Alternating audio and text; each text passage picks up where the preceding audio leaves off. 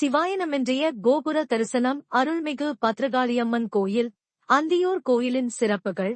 இத்தலத்தில் அம்மன் பத்ரகாளியம்மனாக வீற்றிருந்து அருள் புரிகிறாள். சுடர்விட்டு பரவும் ஜூவாலை கொண்ட தலை, மண்டை ஓடு கிரீடம், 8 கைகளில் உடுக்கை, கட்கம், கபாலம், சூலம், மகிஷனின் தலைமேல் கால் வைத்திருக்கும் பாவனை, விஸ்மய ஹஸ்தம், செயற்கரிய செயல்களை செய்யும் போது வியந்து பாராட்டும் சிறப்பம்சம், நாகம், மணி, கிண்ணத்துடன் அம்மன் 8 கைகளுடன் அருள் புரிகிறாள். மகிஷனின் தலையில் கால் வைத்துள்ளதால் நவராத்திரி நாயகியான மகிஷாசுரமர்த்தினியாகவும் கருதப்படுகிறாள்.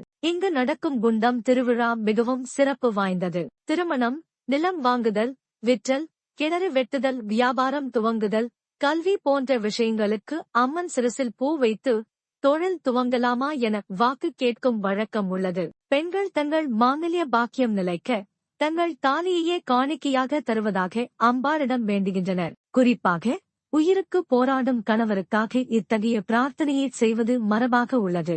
அந்தி என்றால் இறுதி என பொருள்படும். ஆகையால் இந்த அந்தியோர் பத்ரகாளியை வணங்குவதால் எந்த பிரச்சனையும் இறுதி முடிவுக்கு வருவதாக நம்பப்படுகிறது.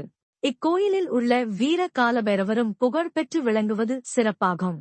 பலன்கள்: திருமணத் தடை நீங்கவும், குழந்தை பாக்கியம் கிடைக்கவும், நிலம் வாங்குதல், விற்றல், கிணறு வெட்டுதல், வியாபாரம் துவங்குதல் போன்ற தொழில்கள் செய்யவும் இங்கு பிரார்த்தனை செய்து பலனடையலாம் என்பது நம்பிக்கை.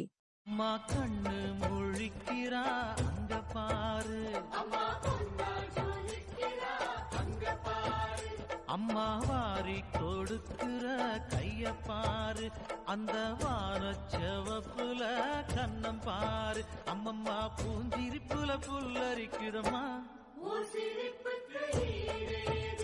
அம்மா கண்ணில் தெரியுதே வீரதீபம், அவ சங்கு கழுத்துதான் பவளமாகும், எங்க அம்மா எழுந்துட்டா கொலவைய போடு பண்ணாரி.